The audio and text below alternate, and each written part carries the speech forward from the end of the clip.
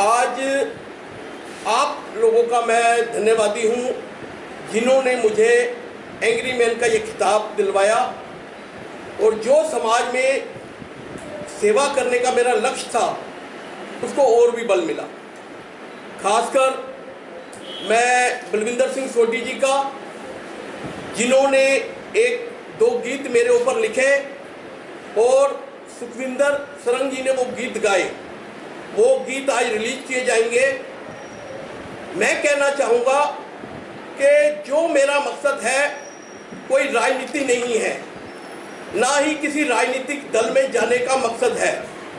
मेरा हमेशा मकसद रहा है लोगों की आवाज़ उठाना और सेवा करना, जिसको लेकर मैं समय समय पर आवाज़ उठाता रहा हूँ और उसमें कई जगह मुझे सफलता भी मिली है।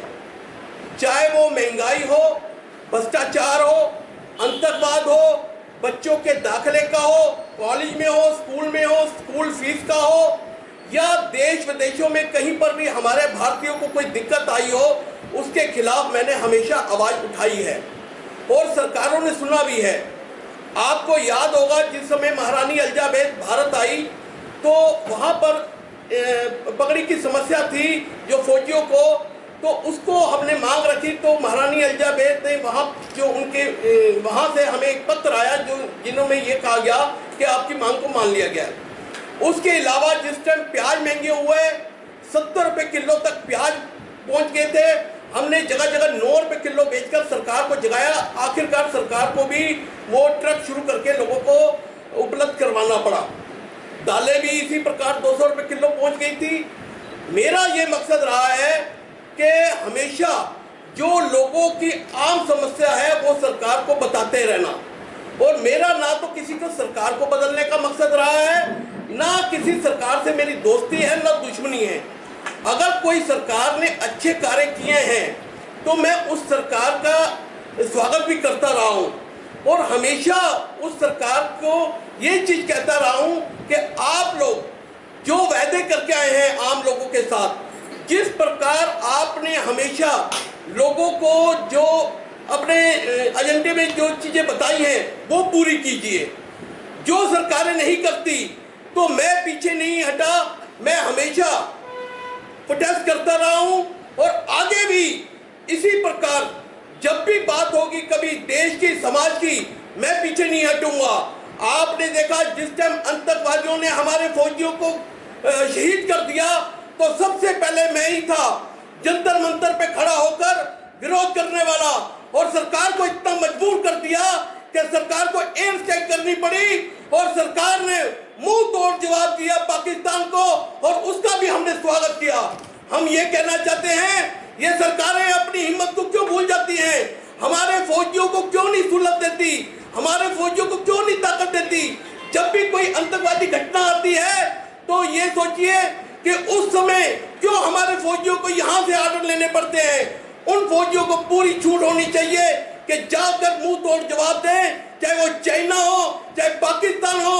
हमारे फौजी हर जगह अपनी हिम्मत से जीत कर आए हैं और उनको धूल चटा कर आए हैं। इसी प्रकार आज देखिए सरकार बात करती है बच्चों को शिक्षा दो, शिक्षा दो। कहाँ से बच्चों को शिक्षा दे? आप आज तक जो पुराने कॉलेज थे, जो नॉर्थ यूनिवर्सिटी या साउथ यूनिवर्सिटी थी, आज इतने समय बाद, इतनी आबादी बढ़ने के बाद वही यूनिवर्सिटियां हैं। जबकि देखिए वेस्ट द्वारका पार कर गया है और जो अपना ईस्ट है वो गाजियाबाद तक पहुंच रहे हैं। क्यों नहीं वेस्ट की यूनिवर्सिटी बनाई जाती, वेस्ट में यूनिवर्सिटी बनवाई जाती? क्यों नहीं ईस्ट में यूनिवर्सिटी बनाई जाती? ये सिर्फ ये लोग चाहते हैं वो प्राइवेट कॉलेजों की मोनोपोली रहे, वो पैसा कमाएं और वो लोगों को लूटते रहे। नहीं, ये हम कभी नहीं होने देंगे। हमारा ये मकसद है कि हर जगह कॉलेज होने चाहिए। जब 8वीं तक आप कहते हैं हर बच्चा पास है और 12वीं में जब 33% 34% आ जाते हैं तो वो बच्चा पास होता है, तो क्यों नहीं हर बच्चे का हक है दाखिला लेने का। हर बच्चे को वो चाहिए कि जिस प्रकार भी उसके नंबर आते हैं उसको हर कॉलेज में दाखिला मिले, क्योंकि जब तक हमारे बच्चों को शिक्षित नहीं होंगे तो हमारा देश विकास नहीं कर सकता। सबसे ज्यादा मुश्किल तो वो बच्चियों को आती है, लड़कियों को आती है, खासकर कि जिनके पास पैसा नहीं होता, जिनके परिवार मीडियम क्लास या लो क्लास है, उनको ये लगता है कि हमारी बच्चियां कहीं पर दाखिला नहीं ले पा रही, चलो इनकी नौकरी कर लें, या फिर वो बच्चियों की शादी कर दी जाती है, उन बच्चियों को सीधे सपना टूट जाता है। अरे हम कहते हैं बच्चियों को पढ़ाओ पढ़ाओ, सरकारें क्यों नहीं कॉलेज खोलती? जब आज के कोरोना काल में जब लोगों को पता, लोगों का रोजगार नहीं है, लोगों की नौकरियां चली गई हैं, दुकानें कितने कितने दिन बंद रहे हैं, फैक्ट्रियां बंद रही हैं, हमारे मुख्यमंत्री साहब बाहर जाकर तो बिजलियां फ्री कर रहे हैं, चाहे पंजाब हो, गोवा हो, वहां पर ऐलान कर रहे हैं। जब दिल्ली की बात आती है, जो चीज लॉकडाउन में रही है, उनके बिल इतने भारी भारी भेज दिए जाते हैं। क्यों भेज दिए जाते हैं? मैं कोई भी सरकार, मुझे कोई नहीं है। आज पेट्रोल की हालत देख लो, किस प्रकार 100 रुपया पार कर चुका है, मगर कोई सरकार जागने को तैयार नहीं है। सब्जी दालों का हाल देख लो, कोई भी चीज आप लेने जाओ मार्केट में, आप ये अपनी जेब खुलाते रह जाओगे, मगर आपकी जेब में पैसे नहीं मिलेंगे। चीजों के इतने दाम बढ़ चुके हैं।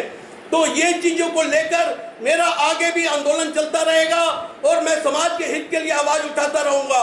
मुझे कोई भी राजनीतिक पार्टी या कोई भी कुछ कहीं पर भी नहीं जाना, मुझे आम जनता के बीच में रह के, सड़कों के बीच में रह के आंदोलन करने हैं, वो मैं आंदोलन करता रहूंगा।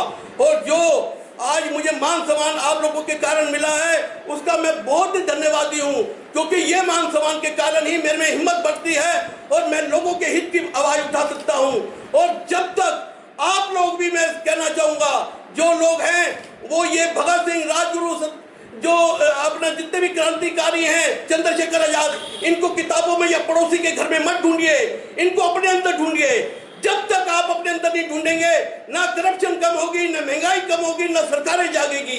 आप हमेशा ढूंढते हो कि पड़ोसी के घर में कोई आवाज उठाए, या किताबों में भगत सिंह को ढूंढते हो, जबकि ये क्रांतिकारियों को आज तक शहीदी का दर्जा नहीं मिला गया। बड़े शर्म की बात है। हम इतने आजादी के दिन मनाते हैं, सब कुछ करते हैं, मगर जो हमारे क्रांतिकारी जिन्होंने हमें आजादी दिलाई है, उनको आजादी का दर्जा ना मिले। ये चीजें हैं, ये मेरे मुद्दे हैं और इन मुद्दों पर मैं पूरा उतरूंगा। Thank you.